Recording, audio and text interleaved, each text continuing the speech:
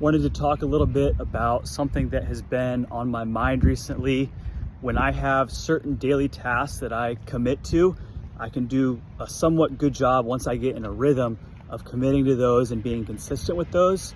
But when something is outside of my comfort zone and it's a task that I haven't done before, it takes me a lot of effort and it's tough for me to get started with that. So for example, there's something that I've never done before, like starting an email marketing list or a project that requires creativity, like an essay. And what I might do is I might know for weeks or months that it's something that I need to get started on and something I need to do, and I don't take that initial step. So I'm thinking that for this next stage of my journey, something that I need to focus on is decreasing the time between when I realize I need to do something and when I actually get started on that action. So I think that as I get closer to my goals, the real reward is not going to be getting to the end goal of what I want, my lifestyle to be like, or something like an asset to own, anything like that. I think the real reward is going to be in how I change as a person throughout that journey.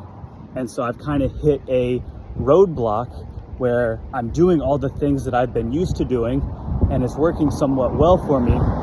But I think what I need to do is take the leap and find ways that I can introduce more discomfort into my life so that I am comfortable with taking on things I've never done before, like an email marketing list, or it's typically for me projects that require creativity, like procrastinating an essay or scripting content, or things like that. Anything that takes a little bit more thinking, I tend to push off way more than I should.